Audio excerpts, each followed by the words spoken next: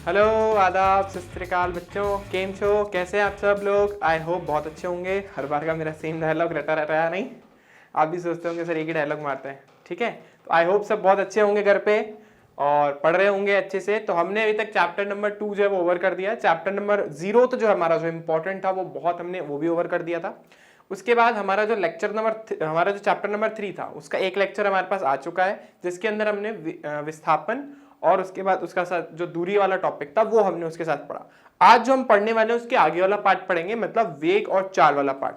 मैंने आपको last class में बोला था कि अगर त्वरण वाला पार्ट ऐड हो सकेगा तो हम करेंगे, लेकिन क्योंकि लेसन बहुत बड़ा हो रहा था इसलिए उसको हम नेक्स्ट वीडियो में पढ़ेंगे कुछ न्यूमेरिकल्स के साथ, ठीक है। चलो आज का लेसन स्टार्ट करते हैं। जैसे मैंने आपको बोला, आज का हमारा जो टॉपिक है बहुत ही इंटरेस्टिंग है, चाल और वेग, ठीक है। ये वैसे आप लोगों ने 9th क्लास में कहीं ना कहीं पढ़ा होगा, लेकिन बहुत ज्यादा कंफ्यूजिंग भी है कि चाल और वेग कब बराबर होते हैं या क्या दोनों में डिफरेंस होता है वगैरह वगैरह। तो चलो देखो, हमने एक बहुत प्यारी सी पिक्चर लगा रखी है। एक स्कूटर पे एक बच्चा जो है एक झंडा लेके जा रहा है, ठीक है, और ये पीछे से एक बहुत अच्छा सा घर बना हुआ है। तो ये किसी ना किसी चाल से चल रहा होगा, ठीक है। वही अपन आज निकालने वाले हैं कि क्या चीज होती है वगैरह वगैरह, ठीक है। अभी देखो, सबसे पहले अपन बात करेंगे यहाँ पे एवरेज स्पीड की, हिंदी में उसको बोलते हैं औसत चाल।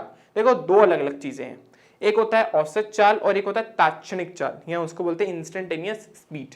देखो, औसत चाल का मतलब क्या होता है, जैसे आप स्पीडोमीटर देखते हो, आपकी गाड़ी का स्पीडोमीटर है, वो क्या बताता है, वो एवरेज स्पीड बताता है, मतलब वो औसत चाल बताता है, वो इंस्टेंटेनियस स्पीड नहीं बताता। ऐसा नहीं कि भाई थोड़ा थोड़ा, मतलब क्या बोलते हैं, जैसे मान लो आपकी जो अभी स्पीड है वो चल रही है 25.4, ठीक है। अगर आप फॉरवर्ड में चलोगे, आप चलो इजी कर देते हैं, 20 किलोमीटर प्रति घंटा की चाल से चल रहे हो, तो आप सीधा जाओगे तो भी 20 किलोमीटर प्रति घंटा जाएगा बताएगा, उल्टी डायरेक्शन में जाओगे तो भी 20 किलोमीटर प्रति घंटा ही बताएगा। मतलब हमारी जो गाड़ी का स्पीडोमीटर होता है वो क्या बताता है, एवरेज स्पीड बताता है, यानी हमारी क्या बोलते हैं, चाल को बताता है, औसत चाल को। अब ध्यान से सुनिए कि औसत चाल क्या होता है, किसी गति द्वारा तय की गई कुल दूरी को कुल समय से विभाजित करने पर जो प्राप्त होता है उसी को हम क्या बोलते हैं, औसत चाल। बच्चों वाली डेफिनेशन छोटी क्लासेस में आपने पढ़ी थी। या फिर क्या बोलते हैं, दूरी में परिवर्तन की दर को हम चाल कहते हैं। तो हम यहाँ पे औसत चाल के बारे में बात करें तो औसत चाल का मतलब क्या हो गया, कुल दूरी बटा कुल समय। अच्छा, इसमें मैंने जो पार्ट होता है चाल वाला वो हटा दिया, क्योंकि हमने चाल के दो पार्ट कर दिए ना, एक पढ़ रहे हम औसत चाल और एक पढ़ेंगे हम तात्क्षणिक चाल। इसमें से एक पार्ट औसत चाल वाला पार्ट आप लास्ट क्लास में यानी 9th क्लास में पढ़कर आ चुके हो। हमें एक नई टॉपिक जो बात करनी है तात्क्षणिक चाल, उसके बारे में अपन बाद में बात करेंगे। उससे पहले समझ लो, किसी गति किसी भी वस्तु द्वारा या किसी भी कोई भी चीज, मान लो जैसे स्कूटर चल रहा है, तो उसने किसी पर्टिकुलर टाइम पीरियड में जितना भी डिस्टेंस ट्रेवल करा उन दोनों को डिवाइड कर दो, जो क्वांटिटी आपको मिलेगी उसको अपन क्या बोलते हैं, औसत चाल बोलते हैं। अब औसत चाल एक अदिश राशि है। अब प्रॉब्लम यह है कि हमने ये चैप्टर स्टार्ट तो करा है, लेकिन सदिश और अदिश का हमें नॉलेज नहीं है, ठीक है। तो चलो हम पहले सदिश और अदिश के बारे में बात कर लेते हैं। वैसे मैंने लास्ट क्लास में आपको विस्थापन और जो दूरी था उसमें बताया था, तो वहां पे हमने यही बोला था कि सदिश जिसकी दिशा होती है, मतलब जिसमें आप डायरेक्शन को इंक्लूड करो, ठीक है। जैसे मैंने बल लगाया ना, किसी के ऊपर लिखा पुश, तो पुश का मतलब धक्का ही देना है, और पुल मतलब उसको खींचना ही है। तो पुश करेंगे तो ही गेट खुलेगा, और पुल करेंगे, पुल लिखा तो पुल करने पे गेट खुलेगा। तो आप अपन जो बल लगा रहे हैं ना, उसकी दिशा मैटर करती है। अगर आपने पुश की जगह उसको पुल कर लिया तो गेट थोड़ी ना खुलेगा, ठीक है। तो वो कैसी राशि, एक सदिश राशि। ज्यादा डिटेल में चैप्टर नंबर 4 में अपन आएंगे वैसे।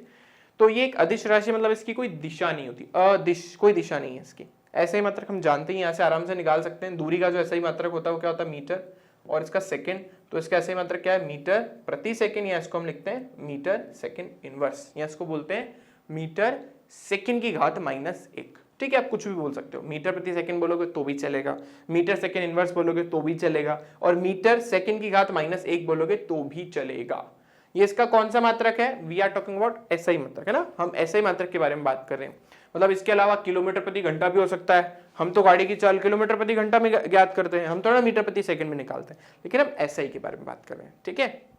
ऐसे सीजीएस में अगर मेरे को उसको निकालनी हो, चलो मैंने यहाँ पे सीजीएस लिखी नहीं शायद, तो सीजीएस के अंदर हमारी कितनी हो जाएगी, सेंटीमीटर प्रति सेकंड हो जाएगी, या हम इसको लिख सकते हैं सेंटीमीटर सेकंड इनवर्स। सीजीएस में आपको पता है मीटर किस में कन्वर्ट हो जाता है, सेकंड में, और सॉरी सेंटीमीटर में, सेकंड का सेकंड ही रहता है। अब इसके बाद इसने थर्ड पॉइंट बोला है, यदि कोई वस्तु सरल रेखा में गति कर रही है तो इसका औसत वेग और औसत चाल समान होगी। इस पॉइंट पे हम वापस आएंगे, क्योंकि अभी हमने औसत वेग पढ़ा नहीं है। किसी दिए हुए समय अंतराल में औसत चाल का परिमाण औसत वेग से अधिक या इसके बराबर हो सकता है। वो एक कॉन्सेप्ट है जैसा हमारे विस्थापन के साथ था ना, कि हमने एक रिलेशन बोला था कि जो दूरी होती है वो विस्थापन से बड़ी भी हो सकती है और उसके इक्वल भी हो सकती है। क्योंकि विस्थापन कब कम हो जाएगा, क्योंकि सदिश राशि है ना, तो फॉरवर्ड जा रहे हो ना, ऐसे ऐसे ऐसे गए तो धनात्मक, पीछे आ गए तो ऋणात्मक। सेम चीज इसके साथ है, ठीक है। सेम चीज यहाँ पे हम बोल रहे हैं कि औसत चाल जो होती है, अब बस दूरी को आपको किससे रिप्लेस करना है, चाल से, तो ये हो गया हमारे पास औसत चाल। और ये किससे बड़ी होगी, औसत, उससे बड़ी हो सकती है, उसके इक्वल हो सकती है औसत वेग से, ठीक है। ये चीज अपने को याद रखनी है, जैसे इन दोनों में रिलेशन था वैसे उन दोनों में भी है, तो कोई बहुत बड़ी बात नहीं है, ये तो हम बचपन से पढ़ते हुए आ रहे हैं, ठीक है। एक ये जो हमारा पॉइंट है, थर्ड वाला पॉइंट जो है हमारा, यदि कोई वस्तु सरल रेखा में गति कर रही है तो उसका औसत वेग और औसत चाल का मान समान होगा। क्यों, क्योंकि आपको पता है ना कि भाई जैसे विस्थापन हम आगे जा रहे हैं, पीछे चले गए, तो विस्थापन तो क्या होता है, प्रारंभिक बिंदु से अंतिम बिंदु के मध्य की न्यूनतम दूरी, ठीक है। तो वहां पे जैसे हमारा विस्थापन क्या हो जाता है, कम हो जाता है जब बैकवर्ड डायरेक्शन में, तो पीछे आता हूं। उसी तरीके से वेग के साथ भी वही कहानी है। सब नेक्स्ट स्लाइड में वेग पढ़ाऊंगा तो आपको सब समझ आ जाएगा, ठीक है। तो बस आपको याद क्या रखना है, कुल दूरी बट्टा कुल समय, बस, ज्यादा लोड लेने वाली बात नहीं है। लेकिन ये चीज एग्जाम में कम ही पूछी जाती है। हमारे जो इसके न्यूमेरिकल वाला पार्ट है ना, वो काफी इंपॉर्टेंट है, ठीक है। तो ये थ्योरी है सारी। इसके बाद देखो, अब हम औसत वेग के बारे में बात करें, एवरेज वेलोसिटी, तो क्या होगा, विस्थापन बटा समय कर लो, कुल विस्थापन बटा कुल समय, ठीक है। जैसे देखो सिंपल सा लॉजिक होता है, आपके दूरी से निकल के क्या आती है, दूरी को समय से डिवाइड कर दो, आप दूरी को आप डिवाइड कर दो किससे, समय से, आपको क्या मिलेगा, आपको मिल जाएगी चाल या औसत चाल। अगर आप विस्थापन के बारे में बात करते हो तो विस्थापन को जो आप समय से डिवाइड करोगे, जब आप समय से डिवाइड करोगे तो आपको क्या मिलेगा, आपको वहां मिलेगा वेग, और वापस उसको समय से डिवाइड कर दोगे तो आपको क्या मिल जाएगा, त्वरण। ये तीनों ही सदिश राशियां हैं। त्वरण के बारे में तो नेक्स्ट क्लास में आएगा हमारे पास। ये तीनों सदिश राशियां हैं। विस्थापन में परिवर्तन की दर को वेग कहते हैं, वेग में परिवर्तन की दर को त्वरण कहते हैं, ठीक है। तीनों सदिश राशियां, भाई विस्थापन सदिश तो वेग भी सदिश, त्वरण भी सदिश। जैसे दूरी क्या हो गया हमारी अदिश राशि, तो चाल भी अदिश राशि हो जाएगी, ठीक है। तो उसी लॉजिक से हम यहाँ पे ऐसा समझ सकते हैं। अब देखो, अब इसका एक फॉर्मूला लिखा है, पहले मैंने शायद ये फॉर्मूला लिखा नहीं था, आप चाहो तो देख लो, वहां पे भी लिख ही सकते हैं। जैसे अगर मैं यहाँ पे फॉर्मूला लिखना चाहूंगा तो मैं क्या लिखूंगा, दूरी को हम अगर लिख दें डेल एक्स, मतलब दूरी में परिवर्तन, बटा डेल टी, तो इसका बेसिक फॉर्मूला बन गया, मतलब कुल दूरी बटा कुल समय। अपने को यहाँ पे लगाना है, यहाँ पर वहां पे भी सेम चीज अपन लगा सकते हैं, कुल विस्थापन बटा कुल समय। अब कुल विस्थापन कैसे निकलेगा, सिंपल है। अब मैंने यहाँ पे कुल विस्थापन भी नहीं लिखा है, देखो एक चीज आप नोटिस करो, मैंने सिर्फ विस्थापन लिखा है। क्यों लिखा है कि भाई वस्तु मान लो इधर गई, फिर इधर आई, फिर इधर गई, फिर इधर आई, तो हमको जब विस्थापन निकालना होगा तो अंतिम और प्रारंभिक बिंदु की सीधी सीधी दूरी निकाल लेंगे ना, विस्थापन निकल जाएगा।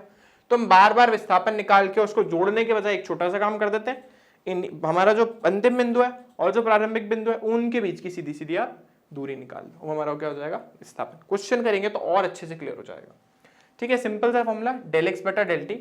डेल एक्स को हम क्या बोलेंगे, अंतिम माइनस प्रारंभिक, तो आप इसको ऐसा भी लिख सकते थे, एक्स अंतिम अपॉन माइनस, सॉरी एक्स प्रारंभिक, ये प्रारंभिक, और बटा हमारा समय, वही अंतिम समय माइनस प्रारंभिक समय। तो यहाँ पे हमने इसको x2 और x1 लिख दिया। x2 मतलब फाइनल वाला, मतलब अंतिम, और x1 मतलब इनिशियल यानी प्रारंभिक, ठीक है। कहीं कहीं जगह बुक में आप देखोगे तो ऐसा भी लिखा आता है, ठीक है। तो घबराने वाली बात नहीं है। f मतलब होता है फाइनल अंग्रेजी में, और i का मतलब होता है इनिशियल, इसलिए आप हम लिखते हैं f माइनस xi, ठीक है। तो ये भी आएगा, आपको समझ आ गया होगा, बहुत ईजी सी चीज है।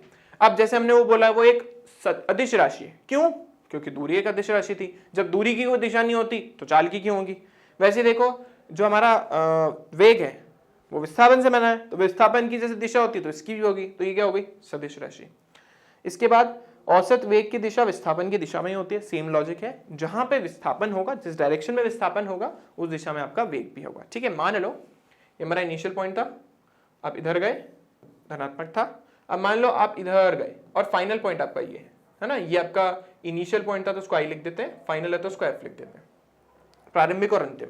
इस केस में देखो, इसको हम नेगेटिव मान रहे हैं और इसको हम पॉजिटिव मान रहे हैं ना, तो हम देखो, आप लोग देखिए, विस्थापन जो है अगर वो ऋणात्मक दिशा में तो वेग भी ऋणात्मक दिशा में होगा, ठीक है। और चाल तो कभी हो ही नहीं सकती क्योंकि वो अदिश राशि है।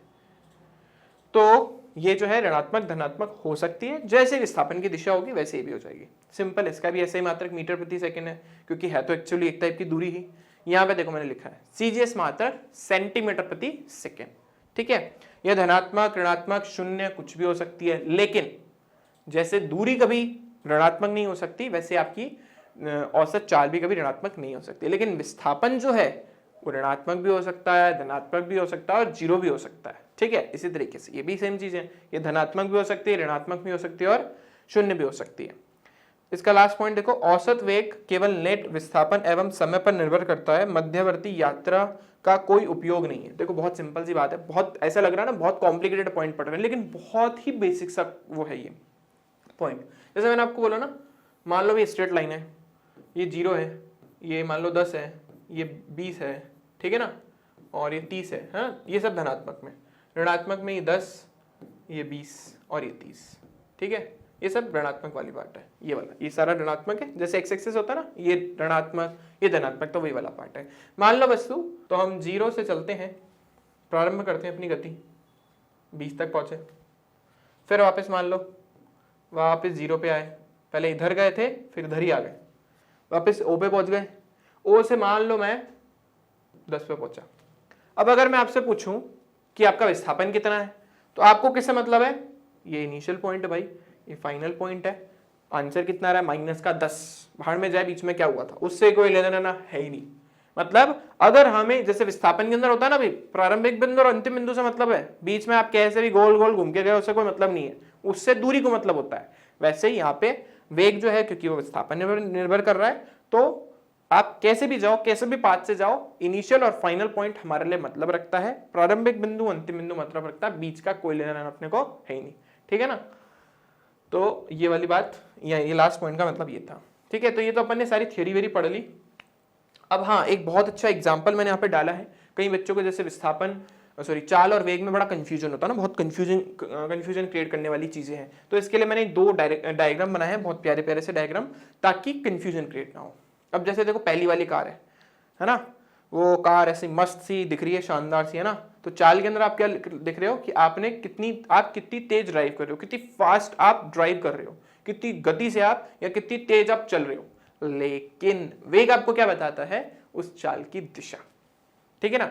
वेग आपको कभी ये नहीं बताएगा कि आप कितनी फास्ट जा रहे हो, ठीक है ना। वो तो कौन बताएगा आपको? आपकी क्या बोलते हैं, आपकी स्पीड है ना, चाल ही बताएगी। जैसे स्पीडोमीटर का नाम स्पीडोमीटर क्यों पड़ा? उसको ओडोमीटर भी बोलते हैं। तो आपका स्पीडोमीटर जो है, ओडोमीटर जो है, ओडोमीटर भी बोलते हैं ना उसको। तो स्पीडोमीटर जो है आपका, ओडोमीटर है, वो स्पीड बताता है, ठीक है ना। वो आपको बताएगा कि आप कितना फास्ट चल रहे हो। लेकिन अगर आपको पता करना है कि आप किस दिशा में जा रहे हो, धनात्मक में या ऋणात्मक में, तो आपको वेग का सहारा लेना पड़ेगा। तो वेग जनरली किसी भी चाल की दिशा को बताने के लिए यूज होता है, क्योंकि एक सदिश राशि है, जबकि चाल बताता है कि आप कितनी फास्टली चल रहे हो, ठीक है। अब इसके बाद देखो एक डायग्राम, ये भी बहुत अच्छा सा है। मान लो एक हमारी कार है, आज हम पिकनिक में मस्त घूमने जाने वाले हैं। तो आसपास कोई गांव वाँव मान लो कोई छोटा सा ना, तो ये हमारी अच्छी सी सिटी और ये हमारा अच्छा सा गांव, जिसमें टेलीफोन वेलीफोन कुछ ऐसा लगा रखा है हमने। तो ये हमारी स्मार्ट सी सिटी है, और हम स्मार्ट सी सिटी से सीधा जाते हैं, पहले मतलब पश्चिम की तरफ जाते हैं। पश्चिम की तरफ नहीं, पूरब है नहीं, हाँ पूरब की तरफ जाते हैं, सॉरी। तो पूरब की तरफ हम गए 300 किलोमीटर, कितने टाइम में गए? 10 घंटे में। तो यहाँ से अपन ने निकाल लिया चाल कितनी आई, चाल बराबर दूरी बट्टा समय, यानी 300/10। मैं लिख देता हूँ, शायद कई बच्चों को प्रॉब्लम आए इसमें, तो मैं लिख देता हूँ यहाँ पे। हमारी जो चाल है पहले वाले पार्ट में, वो कितनी आएगी? दूरी बट्टा समय। दूरी कितनी है हमारे पास? 300, और समय कितना है? 10, ठीक है। हम सीधा सीधा चाल निकाल रहे हैं, यहाँ पे औसत चाल का भी लॉजिक नहीं है। तो हमारे पास कितना माना है? 30 किलोमीटर प्रति घंटा, ठीक है। ये हमारी चाल आ गई। अब फिर पापा जी ने गाड़ी मोड़ दी, और पापा जी जो उत्तर की तरफ चले, कितना चले? 400 किलोमीटर। कितने टाइम में चले? 10 घंटे में चले। तो वहां पे चाल कितनी हो गई? 400/10, यानी 40 किलोमीटर प्रति घंटा, ठीक है। तो देखो पहले चाल कितनी चल रही थी? 30 पूरब की तरफ, फिर उत्तर की तरफ गई कितनी? 40। लेकिन अगर आपसे कोई पूछे कि भाई मेरे को तो है ना विस्थापन वो चाहिए, वेग चाहिए, कि आप कितने वेग से गए थे, तो अब वेग किस पे निर्भर करता है? वो तो विस्थापन पे निर्भर करता है। आप चले थे अपने घर से, पहुंच गए अपने गांव, ठीक है ना। चले थे घर से यानी शहर से, और पहुंच गए आप गांव। लेकिन जो आपका वेग है वो तो विस्थापन निर्भर करता है। और विस्थापन कैसे निकालते हैं? प्रारंभिक और अंतिम बिंदु के बीच की न्यूनतम दूरी। तो जोड़ दो दोनों को, ठीक है ना। ये 300 है, ये आपका 400 है, वो पाइथागोरस थ्योरम होती है ना, पाइथागोरस प्रमेय, उससे आप निकाल लो। तो ये आपका 300 है, ये आपका 400 है, और आपको पता है कैसे निकालते कर्ण, 300 का स्क्वायर प्लस 400 का स्क्वायर। कैलकुलेशन को आसान बनाना है, कॉम्प्लिकेटेड नहीं। तो हम क्या करेंगे, एक छोटा सा काम, इसको हम ऐसा करते हैं, इसको हम लिख देते हैं 3 3 9 और 100 का वर्ग अलग कर देते हैं। इसमें से भी क्योंकि आ रहा है ना, यहाँ पे 4 चौक हो गया 16, ठीक है ना। तो ये ऐसा करते हैं हम, 4 चौक 16 और ये 100 का वर्ग। अब क्या करेंगे हम, जब इस 100 के वर्ग को बाहर लेंगे तो अंदर हमारे पास जब 100 का वर्ग बाहर आएगा तो सिर्फ 100 बन जाएगा। अंदर हमारे पास बचेगा 9 + 16, उसको आप जोड़ोगे तो आपको मिलेगा 25, और 25 का रूट लोगे तो आपको मिल जाएगा 5। तो 5 × 100 आपको मिल जाएगा 500। यानी आपका जो विस्थापन है वो कितना है, 500 किलोमीटर, ठीक है ना। आपका जो विस्थापन है वो कितना, आपका 500 किलोमीटर। और आपने जो, ओहो यहाँ पे थोड़ी सी मिस्टेक हो गई है इस डायग्राम में, आपने जो टोटल टाइम लिया है वो टोटल टाइम आपने लिया है 20 घंटे का, है ना। यहाँ पे थोड़ी सी मिस्टेक है, आपने जो टोटल टाइम लिया है वो कितने घंटे का है, वो आपने लिया है 20 घंटे। तो आपका वेग किसके बराबर होगा, वेग बराबर विस्थापन बटा समय। विस्थापन कितना है 500, और आपका जो समय था वो कितना था 20 घंटे। तो आपका आंसर कितना आएगा 25 किलोमीटर प्रति घंटा। ये थोड़ी सी यहाँ पे करेक्शन करना पड़ेगा आपको, तो मैं ही कर देता हूँ। तो पहले तो इसको हटा, कोई घबराने वाली बात नहीं, ये हटाओ और यहाँ पे लिखो 25 किलोमीटर प्रति घंटा। तो देखो, अगर मैं चाल के बारे में बात करूँ ना तो चाल ये रही, लेकिन अगर मैं क्या बोलते हैं बात करूंगा आपके वेग के बारे में तो वेग कितना है 25 किलोमीटर प्रति घंटा। लेकिन प्रॉब्लम ये साली कि हमें ये नहीं पता, मैंने आपसे सिर्फ पूछा चाल कितनी। तो अब बात ये है कि आप दो अलग अलग चालों से चल रहे हो, ठीक है। तो आपको एक सिंगल चार्ज चाहिए ना, चाल चाहिए। उस सिंगल चार्ज को अपन क्या बोलेंगे, हमारी औसत चाल। अब औसत चाल का सूत्र अपन ने क्या पढ़ा, कुल दूरी बटा कुल समय। कुल दूरी कितनी थी 300 + 400, और कुल समय कितना था 20, 10 और 10 20 हो गया। तो आपके पास आ गया 700/20। सॉल्व करोगे तो आएगा आपके पास 35 किलोमीटर प्रति घंटा। यानी आपका औसत चाल 35 किलोमीटर प्रति घंटा है और औसत वेग 25 किलोमीटर प्रति घंटा है, ठीक है। जैसे मैं आपको बोल रहा हूँ ना यार, जैसे मेरे को है ना, हमारे इस जो स्टूडियो है यहाँ से मेरे को स्टेशन जाना हमारे, मान लो, ठीक है ना। बीच में मस्त बहुत कहीं पे भीड़ है, कहीं पे गाड़ी, मतलब कहीं पे खाली जगह मेरे को मिल रही है, जहाँ खाली जगह मिल रही है मैं भगा रहा हूँ, और जहाँ पे मेरे को भीड़ मिल रही है ना तो वहाँ पे मैं स्लो ड्राइव कर रहा हूँ। तो बार बार मेरी क्या हो रही है, स्पीड चेंज हो रही है। तो जब मैं आप मेरे से पूछोगे यार कि तू कितनी स्पीड से, या किस स्पीड से तेरे को, मैं बोल रहा हूँ कि भाई आपको मैंने बोला भी 10 मिनट लगे मेरे को पहुंचने, मान लो, ठीक है। तो आप मेरे को बोलोगे कि आप कितनी चाल से गए, तो मैं ऐसा थोड़ा ना बोलूंगा कि यार पहले मेरी स्पीड 30 थी, फिर मेरे को भीड़ मिली तो मैंने 20 कर दी, फिर मेरे को और थोड़ा खाली मिला तो मैंने 40 कर दी, फिर मेरे को और ज्यादा भीड़ मिली तो मैंने 10 कर दी। तो मैं ऐसा तो नहीं बोलूंगा ना, मैं उन सबका एक एवरेज बोलूंगा, ठीक है। मैं बोलूंगा मैं मान लो 15 किलोमीटर प्रति घंटे की स्पीड से गया, तो वो क्या था एवरेज स्पीड। कैसे निकाली, टोटल डिस्टेंस बटा टोटल टाइम, वही हमने यहाँ पे करा, ठीक है। तो यहाँ पे वेग जो है, हमें औसत वेग बोलो या वेग ही बोलो, कोई प्रॉब्लम वाली बात नहीं है, वो हमें मिला 25 किलोमीटर प्रति घंटा। लेकिन हमें जो क्या बोलते हैं, जो औसत आपका, ये हमारा क्या है औसत चाल, वो हमें कितनी मिली 35। तो आई होप आपको समझ आ गया होगा। पर ध्यान रखना, गलती से भी ऐसा मत कर देना कि आप ऐसा कर दो यार, यहाँ पे तो 30 है, यहाँ पे 40 है, दोनों को जोड़ के आधा कर दूंगा, सिर्फ 35 ही तो मिलेगा। हर केस में ट्रू नहीं है, ठीक है। ऐसा नहीं आप बोलो कि यार यहाँ पे तो 30 थी, यहाँ पे 40 थी, सर औसत तो निकालना है। कुल मतलब राशियों का योग बटा राशियों की संख्या होती है ना, तो राशियां तो 2 है, तो 30 + 40, नीचे 2 लिख देता हूं। नहीं, ऐसा मत करना आप लोग, कुल दूरी बटा कुल समय, ये अपने को फॉर्मूला लगाना है। क्वेश्चन करेंगे तो आपको क्लियर हो ही जाएगा वैसे। तो आई होप ये डायग्राम से आपको क्लियर हो गया होगा। आपको थोड़ा फील देने के लिए मैंने एक दो एग्जाम्पल डाले, और वो एग्जाम्पल हमारा ये रहा कि भाई एक सीधी दौड़ का पथ 1600 मीटर लंबा है। इसकी प्रारंभिक बिंदु से आरंभ करके एक धावक पूर्व की ओर पूरी लंबाई तक दौड़ता है, फिर पीछे मुड़कर विपरीत दिशा में आधी दूरी तक भागता है। इस संपूर्ण दौड़ में उसको 5 मिनट लगते हैं। तो आप बताओ कि उसका औसत वेग और औसत चाल कितना होगा। देखो बहुत इजी है, फील करो, ठीक है ना। आपको शान भैया जैसे बहुत पसंद है, तो आप मान लो शान भैया रेस में दौड़ रहे हैं और वो 1600 किलोमीटर लंबा ट्रैक है, 1600 ही ना, 1600 किलोमीटर लंबा ट्रैक है और वो भागे स्पीड से। ये हमारा ट्रैक, अब चलो मान लो ग्रीनरी पसंद करते हैं हम, तो ग्रीन कलर का हमारा ट्रैक है और ये हमारे शान भैया यहाँ पे खड़े हैं, ठीक है। और वो यहाँ तक दौड़ गए। दौड़ने के बाद कितना किलोमीटर लंबा है ये हमारा 1600 मीटर लंबा है, ये ट्रैक 1600 मीटर लंबा है। ठीक है, अभी शान भैया दौड़े, पूरी लंबाई तक दौड़ने के बाद वापस पीछे मुड़े और विपरीत दिशा में आधी दूरी तय कर ली। मतलब 1600 किलोमीटर लंबा ट्रैक है ना, तो आधी दूरी कितनी हो गई 800। यहाँ गए, जाने के बाद फिर यहाँ पे आए, फिर आधी दूरी यानी 800 मीटर की डिस्टेंस उन्होंने तय करी। तो मैं लिख देता हूँ यहाँ पे, ये होगा हमारे पास 800।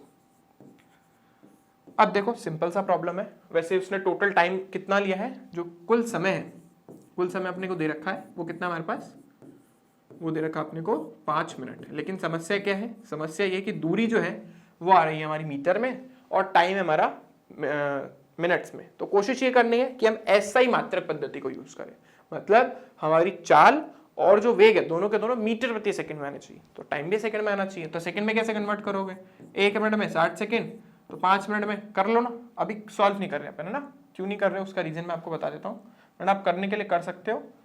पर मेरा मानना यही है कि फिजिक्स के अंदर जब भी हम न्यूमेरिकल करें पहले मल्टीप्लाई मत किया करो, लास्ट में मोस्टली चीजें कैंसिल हो जाएंगी। तो देखो अब सबसे पहले मुझे निकालना है औसत चाल। तो भाई औसत चाल तो सूत्र था हमारा कुल दूरी बटा कुल समय।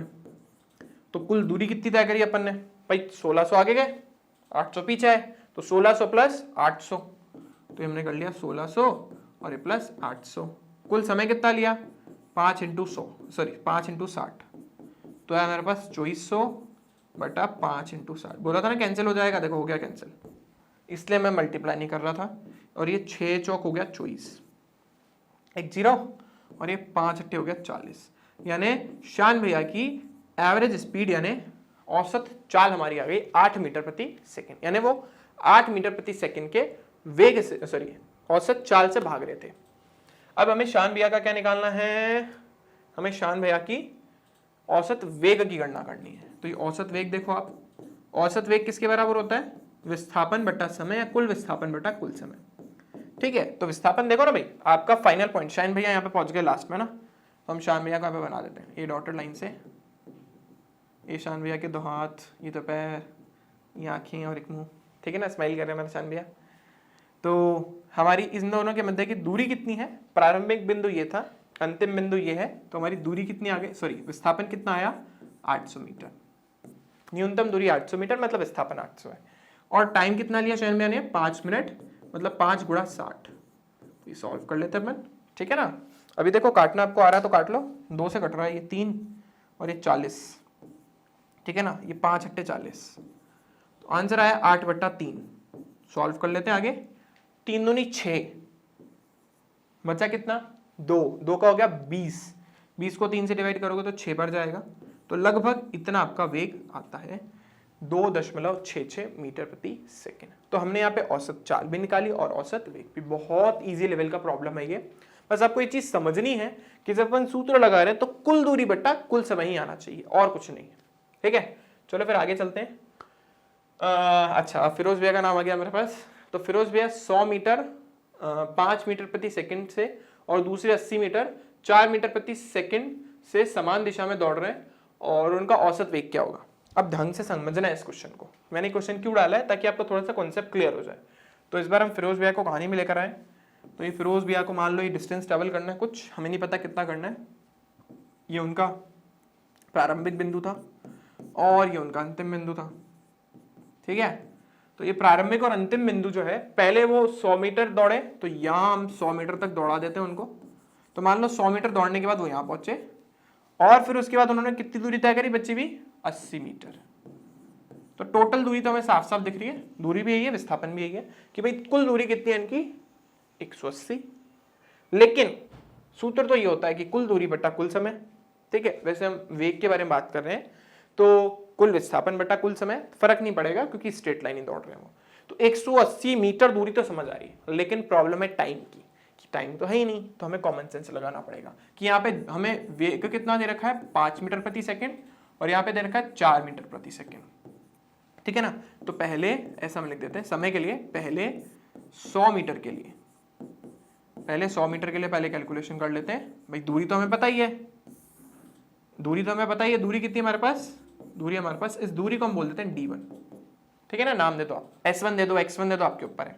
तो हमारे पास है 100 मीटर और हमें निकालना है समय। समय क्या होता है t1 बोल देते हैं इसको, सिंपल। पहले के लिए d1 t1, दूसरे के लिए d2 t2। समय बराबर दूरी बट्टा चाल, या क्या बोलते हैं विस्थापन बट्टा वेग। सीधा दौड़ रहा है ना तो कोई फर्क नहीं पड़ रहा। तो कितनी दूरी तय करी उन्होंने 100 मीटर, कितने समय में 5। बेसिक फॉर्मूला यूज करा है, समय बराबर दूरी बट्टा चाल। या अगर वेग हम समय के बारे में बात करें तो विस्थापन बट्टा आपका क्या बोलते हैं जो भी वेग था वो। लेकिन हम बोल रहे हैं क्योंकि सीधा दौड़ रहा है इसलिए चाल और वेग सेम ही होंगे। अगर उल्टे दौड़ते तो फिर बात अलग होती। तो ये हमारे पास इसका मान आ गया 5 दूनी 10 यानी 20 सेकेंड्स, यानी ये दूरी उन्होंने 20 सेकेंड्स में तय की होगी। अब दूसरे 80 मीटर के लिए बात कर लेते हैं। तो दूसरे 80 मीटर के लिए देखो दूरी कितनी है, इस बार दूरी हमारे पास d2 है, हमारे पास 80 मीटर, और समय हमारे पास कितना है, समय यानी t2 का मान हमारे पास है 80 बटा कितना 4 से दौड़ रहे हैं, यानी यहाँ पे भी उन्होंने 20 सेकंड लिए। क्या बात है, ठीक है ना, यहाँ पे भी उन्होंने 20 सेकंड लिए। क्या बात है। तो अब हमें निकालना है क्या, औसत वेग पूछा है। औसत वेग क्या, औसत चाल एक ही होगी क्योंकि सीधा दौड़ रहे हैं वो, तो औसत चाल ही वेग बोल रहा तो वेग ही बोल देते हैं। कुल विस्थापन बटा कुल समय, तो विस्थापन कितना है दिख रहा है आपको 100 प्लस यानी 80, और डिवाइड में कितना आ जाएगा, ये 20 और ये 20, तो 20 प्लस 20। तो औसत वेग हमारे कितना मिला 180। कहीं कहीं जगह मैं आपको थोड़ा सा बता देता हूँ, कहीं कहीं शॉर्ट में अगर हमें औसत वेग लिखना तो पूरा नहीं लिखेंगे, हम लिखेंगे v और लिखेंगे AVG शॉर्ट में। AVG का मतलब होता है एवरेज, इसलिए हम शॉर्ट में लिखते हैं उसको AVG। ऐसे नहीं लिखना चाहता हिंदी में तो v लिख के नीचे औसत लिख दो, ठीक है। तो 180 बटा 40 का उसने 40 सेकंड का टाइम लिया हमारे फिरोज भैया ने। तो ये थोड़ा कचरा ना हो इसलिए हम लाइन ड्रॉ कर लेते हैं। तो v एवरेज का हमारा मान कितना आया, वो आया हमारे पास देखो 4 चौक 16, बच्चा कितना 2, तो 4 पंजे 20, तो 4.5 मीटर प्रति सेकंड उनकी औसत वेग की मान थी। अगर औसत चाल पूछता तो भी सेम ही होती क्योंकि ऐसे सीधे सीधे सीधे चल रहे हैं, ठीक है। तो आई होप आपको ये क्वेश्चन समझ आया होगा। थोड़ा सा अच्छा क्वेश्चन था, थोड़ा सा अपन धीरे धीरे स्टैंडर्ड मतलब थोड़ा थोड़ा अपन लेवल बढ़ा रहे हैं, ठीक है। तो ये भी इजी लेवल का ही क्वेश्चन है, ज्यादा मैं हार्ड नहीं बोलूंगा इसको। 1 घंटे की यात्रा में पहले 18 मिनट में कार की जो औसत चाल है वो 11 मीटर प्रति सेकंड है, और कार जो है पूरी यात्रा में 21 मीटर प्रति सेकंड के वेग से चलती है। इस हेतु अंतिम 42 मिनट में कार की औसत चाल क्या होगी, ठीक है। अब देखो ये भी बहुत इजी प्रॉब्लम। तो मान लो ये हमारा ग्रीन रोड और उसके ऊपर हमारी लाल कलर की गाड़ी, ठीक है ना, और उसके ब्लैक कलर के पहिए। तो अभी उसने क्या करना है, 1 किलोमीटर का डिस्टेंस ट्रेवल करना है। 1 घंटे का टाइम अपने को दे रखा है, तो 1 घंटे के अंदर 18 मिनट जो है, स्टार्टिंग के 18 मिनट उसकी चाल कितनी रही थी 11। स्टार्टिंग का भाई डिस्टेंस अपने को पता नहीं है, कहीं लिखा है ये डिस्टेंस, नहीं कुछ नहीं लिखा, बस हमें बोला है स्टार्टिंग के 18 मिनट। तो मान लेते हैं 18 मिनट यहाँ कहीं खत्म हो गए, तो इसमें उसने टाइम लिया है 18 मिनट का, ठीक है। तो 18 मिनट का उन्होंने टाइम लिया, और क्या बोलते हैं 11 मीटर प्रति सेकंड के वेग से वो चल रही है, ठीक है। ये उसका हो गया वेग v1 बोल देते हैं, और ये हमारा टाइम है, इसको बोलते हैं t1। दूसरे टाइम के अंदर मतलब ऑब्वियसली बात है 1 घंटा का टाइम लिया है, 42 18 मिनट ही खत्म हो गए, तो बच्चे तो 42 मिनट ही। तो जो दूसरा टाइम बचा है ना t2 टाइम बचा 42 मिनट वाला, उसमें हमसे पूछ रहा है कि उसकी औसत चाल क्या होगी, यानी यहां पर चाल का मान क्या होगा अगर पूरी की पूरी जर्नी के लिए, यानी पूरे के पूरे जो अपने यात्रा करी है उसके लिए औसत चाल कितनी है 21। यानी इस बार हमें औसत चाल का मान दे रखा है, और हमें किसी आधे पॉइंट मतलब कुछ पार्ट के लिए हमने उस वेग पूछ लिया। तो इस बार हमें इसका मान पता है, ठीक है। ये कितने हमारे पास 21 मीटर प्रति सेकेंड बोल रहा है ना साफ साफ। 42 मिनट के अंदर क्या उसकी चाल क्या रही थी, ठीक है। अगर मैं औसत नहीं बोल के सिर्फ चाल भी बोलता ना तो भी चलता, कोई बहुत बड़ी बात नहीं है। तो सबसे पहले तो वही हम सूत्र लगाएंगे सीधा सीधा, लेकिन हमें कुल दूरी बटा कुल समय चाहिए। अब प्रॉब्लम ये है कि हमें दूरी तो पता ही नहीं है, दूरी अपने को निकालनी पड़ेगी। तो आसान प्रॉब्लम है, देखो हम इसको 2 पार्ट में स्प्लिट कर लेते हैं। पहले तो यहाँ से दूरी कितनी आ जाएगी, दूरी बराबर चाल गुणा समय। चाल कितनी 11 मीटर प्रति सेकेंड। तो सिर्फ मैं 11 लिख देता हूँ, कैलकुलेशन ही तो करनी है अपने को। और हाँ, टाइम कितना है 18 मिनट। समस्या ऐसी है कि ये सेकंड में है तो इसको भी सेकंड में होना पड़ेगा, तो 18 और उसको सेकंड में परिवर्तित करने के लिए 60 से हम कर देंगे गुणा, तो ये हो गया हमारा टाइम। मैंने क्या बोला, 2 मिनट के लिए भी कैलकुलेशन छोड़ दो, करना चाहो तो कर लो, नहीं तो आपकी इच्छा, बाद में भी करनी तो पड़नी है, ठीक है। यहाँ तो अभी छोड़ दो। चलो यहाँ पे अपन निकालते हैं d2 की वैल्यू कितनी हो गई, वेग अपने को पता नहीं तो v लिख देते हैं, v2, ठीक है ना। टाइम कितना लिया इसने, 42 मिनट को 60 में अपन ने, मतलब सेकंड में अपन ने परिवर्तित कर दिया। तो ये दूरी आ गई, ये दूरी आ गई। सीधा सीधा जो फॉर्मूला था, क्या फॉर्मूला था हमारे पास, औसत चाल का कुल दूरी बट्टा कुल समय। कुल दूरी कितनी है, कुल दूरी है d1 प्लस d2 और टाइम कितना है t1 प्लस t2, ठीक है। तो दूरी कितनी आ गई देखो, 11 गुणा 18 गुणा 60 और ये प्लस ये v2 और ये टाइम कितना, टाइम हमारे पास 42 इंटू 60। और प्रश्न के अनुसार, अच्छा टोटल टाइम भी हम नीचे लिख ही लेते हैं, चलो 18 गुणा 60 और प्लस 42 गुणा 60, और प्रश्न के अनुसार इसका मान 21 के बराबर है। अब जैसा मैंने आपको बोला था, कोशिश करते हैं हम कैलकुलेशन मतलब गुणा पहले ना करें। अब क्यों ना करें, देखो बहुत अच्छा बेनिफिट हमें मिल रहा है। ऊपर भी 60 कॉमन आ रहा है, नीचे भी 60, ऐसे तो ऊपर 6 भी कॉमन आ रहा है, लेकिन नहीं आता 6 लेना तो कोई बहुत बड़ी बात नहीं है, कोई इशू वाली बात नहीं है। हमें साफ साफ दिख रहा है कि ऊपर भी 60 कॉमन आ रहा है और नीचे भी। जब ऐसा आए तो हम कॉमन ले लेते हैं, तो ले लो। तो यहाँ पे हमारे पास 60 कॉमन लेते हैं, अंदर बचा 11 गुणा 18 और प्लस v2 गुणा 42, और नीचे भी ले लेते हैं। नीचे ले देखो क्या हो जाएगा, 60 गुणा हमारे पास नीचे आ जाएगा 18 प्लस 42, ठीक है। अब बाकी बचा हुआ काम आपको पता ही है, बहुत आलसी मानुस हूँ, है ना। तो बचा हुआ काम आपको खुद करना है, कैलकुलेशन आप करके बताएंगे और कमेंट में बताएंगे मेरे को आंसर कितना आएगा, ठीक है ना। बहुत आसान है, देखो मैं बता देता हूँ आपको, 60 आएगा इसका जोड़, इसको आपको उधर लेके जाना है। चलो मैं कर ही देता हूँ, या फिर कई बच्चे बोलेंगे सर समझ नहीं आया मेरे को, तो मैं इसके बाद जो पार्ट है उसको यहाँ कर रहा हूँ, ठीक है। ये इस पर हमारे पास स्पेस है ना, ये हमारे पास कार खराब नहीं हो हमारी। तो ये 18 और 42 करेंगे, हमारे पास आ जाएगा 60 और ये गुणा 21 इक्वल्स टू 11 गुणा 18 और प्लस v2 इंटू 42। इसके बाद की तो कैलकुलेशन आपसे कराएंगे। तो ये उधर जाके हो गया माइनस और v2 गुणा 42। अब इसके बाद का मान आप बताएंगे कि सब ने 10th तो पास की है, ठीक है। तो जो भी आपका आंसर है उसको कमेंट बॉक्स में डाल देना। कुछ नहीं, गुणा करना है, इसको गुणा करना है, माइनस करना है, 42 से डिवाइड करना है, खत्म। आपको दूसरे का वेग मिल जाएगा। कॉन्सेप्ट पकड़ना है। कॉन्सेप्ट क्या है कि भाई ये पहली वाले पार्ट का काम है, ये दूसरे वाले पार्ट का काम है, और इनका एवरेज यानी औसत हमें 21 दे रखा है, तो हम सीधा सीधा सूत्र में डाल देंगे, कुल दूरी बटा कुल समय। भाई दूरी तो यहाँ पे भी पता नहीं थी, यहाँ पे भी पता नहीं थी, तो हमने सीधा सीधा पहले तो दूरी निकाली, फिर उसको इस फॉर्मूले में डाला और फिर कैलकुलेशन कर दी, ठीक है। मतलब दूसरे वाले पार्ट के लिए हमने समय चाल को v2 मान लिया, ठीक है। चलो चलते हैं आगे। आई होप आपको समझ आ गया होगा। हाँ जी, ये भी बहुत अच्छा प्रॉब्लम है, ये भी मेरे को बहुत सही लगता है। तो हमें बोला है x की अनुदिश एक कण की स्थिति इस तरीके से दी जाती है, मतलब बार बार परिवर्तित हो रही है टाइम के साथ, जैसा मैंने आपको बताया था और इससे पहले वाले चैप्टर में 0 वाले में, उसके अनुसार बदल रही है। जहाँ पे t सेकंड में है तो t बराबर 1 सेकंड से t बराबर 4 सेकंड तक उसका औसत चाल क्या होगा। देखो सिंपल सा प्रॉब्लम है, कुल दूरी बटा कुल समय।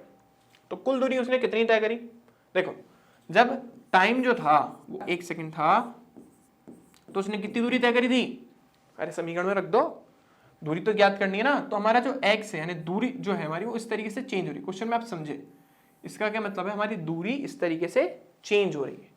तो हमें जब 1 सेकंड पे, 2 सेकंड पे, 10 सेकंड पे, 50 सेकंड पे, 1,00,000 सेकंड पे, जब तक वो वेग गति कर रही है उसकी दूरी निकालनी होगी, तो हम इस समीकरण में t का मान रख देंगे।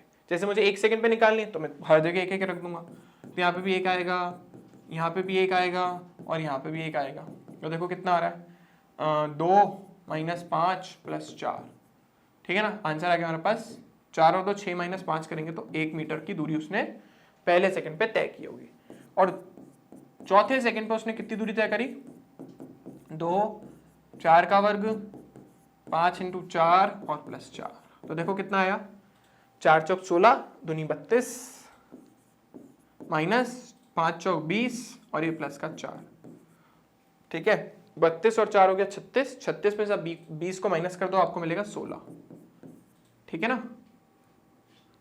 तो ये हमारे पास आ गया 16 ही आया ना, कैलकुलेशन भारी गड़बड़ कर देते हैं हम कभी कभी। तो 16 हमारे पास आ गया।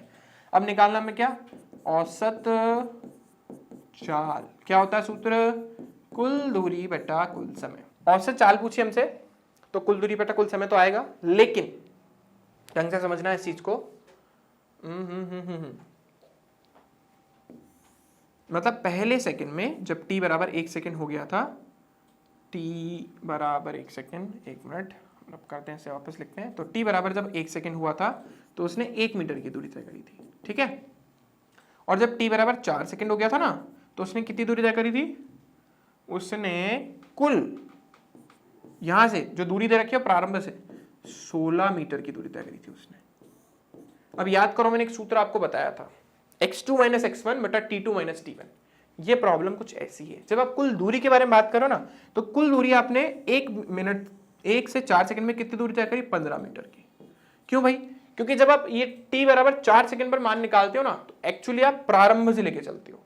तो आपने कितनी दूरी एक्चुअली तय करी है, 16 माइनस 1, और टाइम कितना लिया, कितना टाइम है टोटल, देखो 1 से 4 सेकंड पूछा ना तो टोटल तो आपने 3 सेकंड लिए, तो वैसे हम कर रहे हैं। तो मिला 15/3, तो हमें आंसर आया 5 मीटर प्रति सेकंड। वापस समझाते थे आपको, उसने बोला है हमें कि हमें औसत चाल निकालनी, तो कुल दूरी बटा कुल समय चाहिए। अब ये जो समीकरण है ना हमें बताता है कि 1 सेकंड पे वो प्रारंभिक बिंदु से कितना दूर है, 2 सेकंड पे कितना दूर है, 10वें सेकंड पे कितना दूर है। तो हमें तो ये पता करना है कि उसने कितनी दूरी तय करी है। 8 सेकंड तक उसने 1 मीटर की दूरी तय कर ली थी, और अगले 4 सेकंड मतलब चौथे सेकंड पर उसने 16 मीटर की दूरी तय करी थी। तो ये 16 मीटर प्रारंभिक बिंदु से दूरी है। तो कुल मिलाकर उसने डिस्टेंस कितना ट्रैवल करा, 15 मीटर का। और टाइम कितना लिया, 3 सेकंड। साफ साफ देख रहा ना, 1 सेकंड से 5 चौथे सेकंड तक, तो टोटल 3 सेकंड टाइम लिया। इस चीज का भी ध्यान रखना है कि क्वेश्चन में अपने को क्या दे रखा है। चलो, तो हमने न्यूमेरिकल भी काफी कर ली हैं। अब हमारे 2 टॉपिक बचे हैं, वो हम यहाँ पे कवर करेंगे। और इस टॉपिक के न्यूमेरिकल को, कि सबसे ज्यादा इंपॉर्टेंट आपका इंस्टेंटेनियस स्पीड और वेलोसिटी ही है, उसके न्यूमेरिकल हम नेक्स्ट लेसन में लेंगे त्वरण के साथ, ठीक है। अभी हमें सिर्फ थ्योरी पढ़नी है। तो देखो, तात्क्षणिक, इसको इंग्लिश में बोलते हैं इंस्टेंटेनियस। अच्छा, हम बात करें वेलोसिटी तो वेलोसिटी आएगी। तो तात्क्षणिक, तोड़ दो वर्ड को, तात्क्षणिक किसी क्षण विशेष पर वस्तु का वेग। मैं बोल रहा हूं गति कर रही है, 5वें सेकंड में बताओ, 6ठे सेकंड में बताओ, 10वें सेकंड में बताओ। लेकिन अगर मैंने आपको बोला 4 सेकंड से 10 सेकंड तक उसका वेग क्या था, तो वो हो जाएगा औसत वेग। लेकिन मैं आपसे पूछा चौथे सेकंड पर क्या वेग था, तो हो जाएगा तात्क्षणिक वेग। किसी क्षण विशेष पर वस्तु का वेग, देखो लिखा ना, गति के दौरान किसी बिंदु या क्षण पर वस्तु के वेग को तात्क्षणिक वेग कहते हैं। तो मैं आपको ये चीज वैसे पहले बताई थी लास्ट क्लास में, मतलब जब हम 0 चैप्टर पढ़ रहे थे, तो मैंने आपको बोला था बहुत इंपॉर्टेंट है। जब मैं आपको बोलता हूं 5वें सेकंड पर, तो आप 5 से थोड़ा सा आगे जाना है, मतलब 5.001 लेना है। तो उस केस में हमारा जो ये ना डेल टी बहुत छोटा हो जाता है, क्योंकि वेग का हमारा जो हमने सूत्र पढ़ा है औसत वेग का, वो डेल एक्स बटा डेल टी पढ़ा है। कुछ गलत भी नहीं है, सही है। लेकिन हम कह रहे हैं टाइम बहुत छोटा है, तो हम क्या लगाएंगे, जब टाइम बहुत छोटा है तो हम लगा देंगे लिमिटर लगाएंगे। तो मैंने आपको लास्ट क्लास में बताया था, जब ऐसा हो जाता है तो ये परिवर्तित हो जाता है इसमें। देखो अब 0 चैप्टर कितना काम आ रहा है, फटाफट से यूं समझ आ जाएगा अगर वो चैप्टर आ गया तो हमने ये डेल टी को 0 क्यों रखा, क्योंकि मैं आपसे मान लो पूछ रहा हूं कि 5वें सेकंड पर वस्तु का वेग क्या था, है ना। तो मैं 5 के बाद नेक्स्ट पॉइंट पे क्या जाऊंगा, 5.001। जब मैं माइनस करूंगा तो आएगा 0.001, क्योंकि चाहिए तो 5th सेकंड पे ही ना, तो थोड़ा सा आगे जा सकता हूं। ऐसा नहीं 5वें से 6ठे सेकंड पे चला गया तो बहुत आगे चला गया मैं, ठीक है। तो क्योंकि हमारा डिनोमिनेटर बहुत छोटा हो गया, मतलब हर बहुत छोटा हो गया, तो ये हमारा dx/dt में कन्वर्ट हो गया, ठीक है। तो ये सब मैंने यहाँ पे लिख रखा है, तो मैं इसको रब कर देता हूँ। तो कभी भी हमसे कोई तात्क्षणिक वेग पूछे तो हमें क्या करना है, x का t के सापेक्ष अवकलन कर देना है, बस ये होगा हमारे पास, हमें उसका तात्क्षणिक वेग मिल जाएगा। लेकिन अगर औसत पूछ ले, एवरेज पूछ ले, तो फिर डेल x बटा डेल टी, ठीक है ना। ये आपको बात समझनी है। चलो कुछ पॉइंट्स से रिलेटेड। तात्क्षणिक वेग स्थिति का समय के सापेक्ष अवकलन होता है। हमने बोल दिया कि जो तात्क्षणिक वेग होता है वो स्थिति या विस्थापन का समय के सापेक्ष अवकलन के बराबर होता है। रीड ऐसे करता ना, x का t के सापेक्ष अवकलन, तो x क्या यहाँ पे विस्थापन, तो विस्थापन का समय के सापेक्ष अवकलन। स्थिति या विस्थापन आप कुछ भी बोल सकते हो, मैं लिख देता हूँ, कंफ्यूजन क्रिएट ना हो इसलिए मैं विस्थापन भी लिख देता हूँ, ठीक है।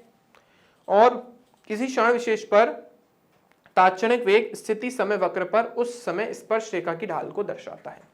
ठीक है, अब ये बहुत अच्छी इंपॉर्टेंट बात है समझने के लिए। वैसे मैं ग्राफिकल जब वो कराऊंगा, मैं क्या बोलते हैं, जब ग्राफ पढ़ाऊंगा मैं नेक्स्ट चैप्टर के अंदर, नेक्स्ट क्लास में, तब मैं वैसे आपको डिटेल में बताऊंगा। लेकिन आपको समझना है कि जब मैं किसी क्षण विशेष पर ताक्षणिक वेग के बारे में बात करता हूं तो मैं उस कर्व पे विस्थापन समय वक्र के ऊपर एक क्या ड्रॉ करता हूं, टेंजेंट, मतलब एक स्पर्श रेखापन ड्रॉ करते हैं, बनाते हैं। तो जो स्पर्श रेखा है उसकी ढाल क्या बताती है हमारे, वो बताती है हमारे ताक्षणिक वेग को। क्योंकि देखो ढाल का बेसिक फॉर्मूला क्या होता है, ढाल हमने पढ़ा था y में परिवर्तन बटा x में परिवर्तन। अब y क्या है हमारे पास, विस्थापन, और x में परिवर्तन कौन है, समय। तो विस्थापन बटा समय आपको क्या देगा, वेग, यानी इसकी ढाल आपको देगी वेग। ठीक है, लेकिन अगर हमें ताक्षणिक चाहिए तो हम टेंजेंट बनाएंगे, मतलब एक स्पर्श रेखा बनाएंगे। लेकिन औसत चाहिए, मान लो औसत चाहिए, औसत से बनता है एक आर्क, यानी आपका एक चाप। ठीक है, औसत से के लिए बनता है एक चाप और ताक्षणिक के लिए बनती है एक स्पर्श रेखा। ज्यादा डिटेल में मैं आपको ग्राफिकल मेथड जब पढ़ाऊंगा तो वहां पे आपको और अच्छे से क्लियर करके बताऊंगा कि हम क्या कहना चाहते हैं।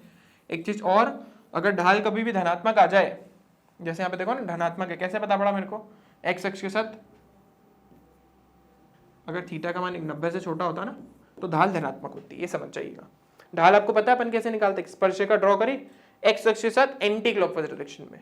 अगर 90 से छोटा कोण बन रहा है तो वेग धनात्मक होगा। अगर मान लो ग्राफ कुछ ऐसा बनता, मान लो कुछ ऐसा बनता, तो जब आप इसकी स्पर्श रेखा ड्रॉ करते हैं ना तो 90 से बड़ा, तो उस केस में क्योंकि थीटा 90 से बड़ा है तो वी हमारा कैसा हो जाता, नेगेटिव। ठीक है, इस चीज वैसे हम ग्राफ में इसके बारे में और डिटेल में बात करने वाले।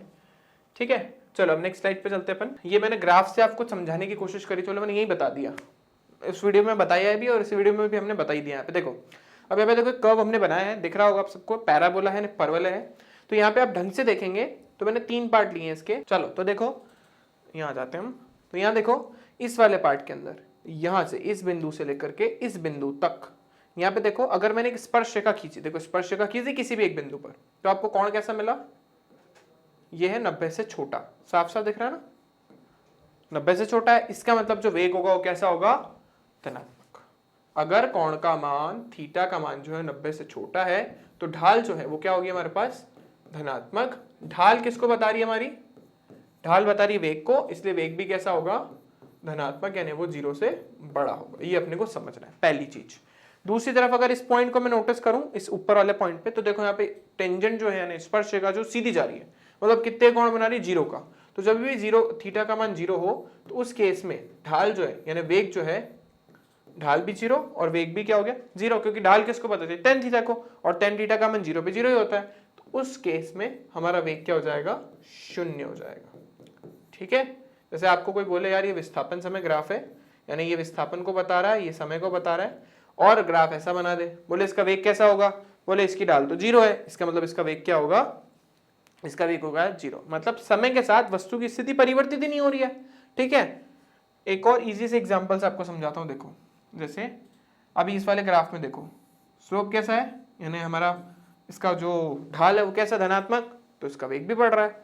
लेकिन अगर देखो मैंने ऐसा ग्राफ बना दिया, ये आपका x है, ये t है, ये देखो स्लोप मैंने ऐसा, मतलब ऐसा ग्राफ बना दिया। अब इसका स्लोप कैसा है, ऐसे। ध्यान रखना एंटी क्लॉकवाइज, गलती से भी यहाँ पे कोण मत ले लेना, ऐसे नहीं आप सोचो सर ये भी तो कोण बन रहा है। तो मैंने आपको बोला था हम कभी भी क्लॉकवाइज डायरेक्शन में कोण नहीं लेते हैं, हमेशा एंटी क्लॉकवाइज डायरेक्शन में लेते हैं। तो ये कैसा हमारे पास 90 से बड़ा है ना, जब 90 से बड़ा है तो उस केस में अपन क्या बोलेंगे, उस केस में अपन बोलेंगे कि हमारा जो वेग का मान है वो कैसा होगा, उस केस में ऋणात्मक होगा। ठीक है, जैसे इस वाले पार्ट में देखो, इस वाले पार्ट में नीचे जो जा रहा है, अगर मैंने इसके ऊपर टेंजेंट यानी स्पर्श रेखा ड्रॉ करी है तो ये जो है एक्स अक्ष के साथ कितना कोण बना रहा है, ये बना रहा है 90 से ज्यादा।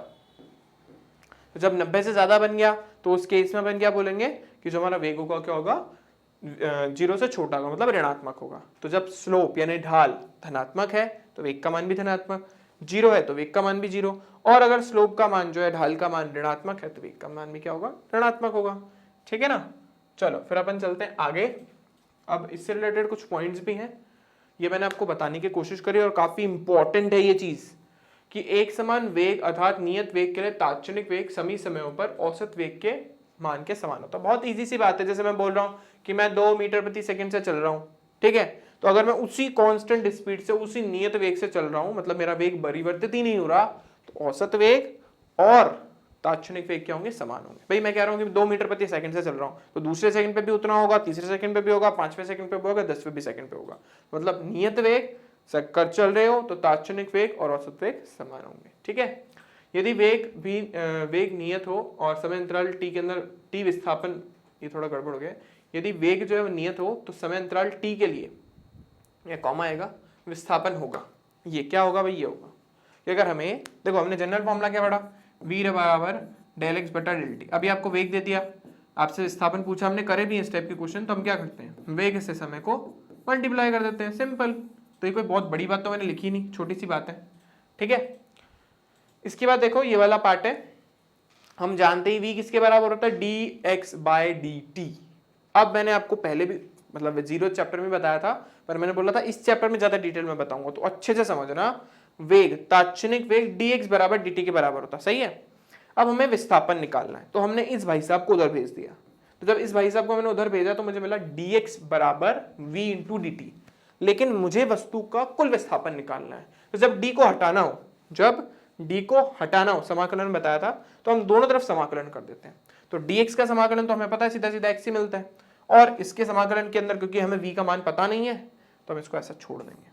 तो याद करो जब मैंने आपको समाकलन के उपयोग कराए, मतलब समाकलन के एक्स्ट्रा एग्जाम्पल कराए थे जो हमारा 5th लेसन था उसमें, तो मैंने वहां पे ये करा था, वेग का t के सापेक्ष समाकलन करा था और मैंने बोला था विस्थापन मिलेगा। यानी विस्थापन निकालने के लिए हम वेग का समाकलन करते हैं x के सापेक्ष। देखो सिंपल है, ये हमारा विस्थापन है, ठीक है ना। विस्थापन बड़ी चीज है, विस्थापन से वेग की तरफ जाना है, तात्क्षणिक वेग, तो हम क्या करेंगे, अवकलन t के सापेक्ष, दोनों t के सापेक्ष है। और अगर वेग से विस्थापन की तरफ जाना है तो हम क्या करेंगे, समाकलन t के सापेक्ष, ठीक है। देखो ये करा अपन ने, अगर हमें वेग विस्थापन से वेग पे जाना है तो अवकलन करते हैं ना dx बाई dt, और अगर हमें वेग से विस्थापन पे जाना है तो हम समाकलन कर देंगे t के सापेक्ष, सिंपल सी बात है। क्वेश्चन करेंगे तो आएंगे, वो भी हमारे नेक्स्ट क्लास के अंदर, जो हमारा नेक्स्ट लेसन होगा ना उसमें अपन इसके क्वेश्चन करेंगे। अभी अपने को सिर्फ थ्योरी समझनी, क्योंकि लेसन ही तो बहुत बड़ा हो जाएगा। अब देखो ये भी बहुत सही है, ये तात्क्षणिक चाल। तो पहली बात मैं आपको बता दूं, बहुत प्यार से आप समझिएगा कि हाँ, अभी ढंग से आप देखिए, यहाँ पे देखो विस्थापन नेगेटिव में भी चला गया, दिख रहा है, ये विस्थापन नेगेटिव पार्ट में भी गया। तो क्योंकि विस्थापन नेगेटिव हो सकता है इसलिए इसका ये ग्राफ कर्व सही है, लेकिन अगर मैं आपको ये बोल दूं कि ये कर्व दूरी समय का वक्र है तो ये गलत है, क्योंकि दूरी कभी भी नेगेटिव नहीं होती। ग्राफ वाले चैप्टर में डिटेल में बात करेंगे, पर अगर आपसे कोई पूछ ले कि क्या ये दूरी समय का ग्राफ हो सकता है, तो आप बोलोगे नहीं, क्योंकि देखो दूरी कभी भी नेगेटिव नहीं आती और ये नेगेटिव में चला गया, ठीक है। अब जरा इस जो हमारा कर्व है इसके ऊपर फोकस करो, इसमें कोई भी पार्ट नेगेटिव नहीं है। मतलब अगर मैं ऐसा बोल देता ना कि कर्व आपका कुछ ऐसा होकर के ऐसे जा रहा है तो गलत है, उसमें विस्थापन समय ग्राफ में संबंध पॉसिबल है, यहाँ पे नहीं, क्योंकि हमारी दूरी कभी भी नेगेटिव नहीं हो सकती। तो हमें ये तो चलो समझना नहीं है, पर मैंने इसे बता दिया, ठीक है। अब देखो वही सेम चीज है, किसी क्षण विशेष पर अगर वस्तु की चाल निकालनी है तो उसे हम तात्क्षणिक चाल बोलते हैं। इसकी कोई दिशा नहीं होती, ठीक है ना, इसलिए इस पर कोई चिन्ह होता नहीं, क्योंकि ऑब्वियसली बात हम चाल के बारे में बात कर रहे हैं। हमें कार का स्पीडोमीटर जो बताता है वो एक्चुअली क्या बताता है, उसकी चाल बताता है, ना कि उसका वेग। मैं आपको बता चुका हूँ। जैसे अभी मैं आपको बोल रहा हूँ कि मेरी गाड़ी 20 मीटर प्रति सेकंड से चल रही है, तो मेरी उस क्षण पे जो चाल है वो कितनी, 20 मीटर प्रति सेकंड। फॉर्मूला चलूंगा मतलब आगे चलूंगा तो भी 20 बताएगा, और पीछे की तरफ चलूंगा तो भी 20 ही बताएगा, क्योंकि वो चाल बता रहा है ना कि वेग। सिंपल फॉर्मूला जैसे उसका था वैसे इसका है, v बराबर ds बाय dt। वहां पे x क्यों लिखा, क्योंकि x विस्थापन के लिए लिख दिया, तो दूरी के लिए हमने s लिख दिया, कौन सी बड़ी बात है। तो ds बाय dt, यानी अगर हमें दूरी से चाल पे जाना है तो दूरी का t के सापेक्ष क्या कर देंगे, अवकलन कर देंगे, ठीक है। सेम कॉन्सेप्ट है, इसमें भी कुछ अलग कॉन्सेप्ट नहीं लगाया हमने। वही हमारा जो विस्थापन वो था, हमारा चाल जो था वो था हमारे पास ds बोल देते हैं, ds बाय dt। अगर बहुत छोटा है t तो हम क्या करते हैं, उस केस में आपको पता ही है, हम यहाँ पे क्या लिख देते हैं, उस केस में हम लिख देते हैं लिमिट, क्योंकि हम 5वें सेकंड या 6वें सेकंड पे बोल रहे हैं ना, तो लिमिट तो लगेगी, तो limit del t tends to 0 के लिए कितनी हो जाएगी, ds/dt। ठीक है, तो कभी भी आपको s जो है वो t की फॉर्म में दे रखा हो और आपसे कुछ वेग पूछ ले, सॉरी चाल पूछ ले, तो आपको उसका अवकलन करना है। ठीक है, सेम प्रोसीजर यहाँ पर है। अगर हमें दूरी निकालनी है और हमें वेग दे रखा है, सॉरी चाल दे रखी है, तो उस केस में हम उसका समाकलन कर देंगे। जैसे इसमें किया था ना कि हमें विस्थापन निकालना था और वेग दे रखा था, तो वेग का समाकलन कर दिया था, t के सापेक्ष लिखा है ना मैंने आपको। तो ये चीज दूरी के लिए भी वैलिड है। दूरी अगर यहाँ पे हो, चाल वहां पे हो, तो देखो मैं क्या बोलना चाहता हूं, मैं बोल रहा हूं अगर हमारे पास दूरी है और चाल है और दूरी से चाल पे जाना है, तो मैं क्या करूंगा, मैं करूंगा अवकलन। और अगर चाल से दूरी पे जाना है तो मैं क्या करूंगा, समाकलन। ठीक है, ये आ गया हमारे पास। बस इस चीज का अपने को ध्यान रखना। तो मैंने वही चीज लिखी v dt, बस लिमिट लगा दी। क्वेश्चन में दे रखी हो तो ठीक है, नहीं तो फिर c लगा देना, अपने को तो पता ही है। तो इस लेसन के लिए हमारा इतना ही। अभी नेक्स्ट लेसन में हम मिलेंगे, तब अपन त्वरण वाला पार्ट कंप्लीट करेंगे और इसका ग्राफिकल रिप्रेजेंटेशन उसके बाद वाले लेसन। ठीक है, नेक्स्ट लेसन में हमारा होगा क्या, त्वरण और इसके न्यूमेरिकल्स, क्योंकि तात्क्षणिक वेग के ऊपर न्यूमेरिकल बहुत प्यारे प्यारे बनते हैं। ठीक है ना, तुम्हारी बुक में एनसीईआरटी में तो शायद 2 ही क्वेश्चन है, तो दोनों मैंने इंक्लूड करे हैं, उसके अलावा अपनी तरफ से भी इंक्लूड करें। एनसीईआरटी में औसत वेग और औसत क्या बोलते हैं जो आपका चाल है उससे रिलेटेड कोई क्वेश्चन नहीं, क्योंकि वो ऐसा समझता है कि आपने 9th में कर ली, लेकिन मैंने इंक्लूड करे ताकि आपको कॉन्सेप्ट समझ आ जाए। ठीक है, तो thank you for watching this video. Next lesson में मिलते हैं। लाइक करना है, शेयर करना है, सब्सक्राइब करना है, और कोई प्रॉब्लम है तो कमेंट कर देना है। ठीक है, thank you for watching this video. Share, like and subscribe.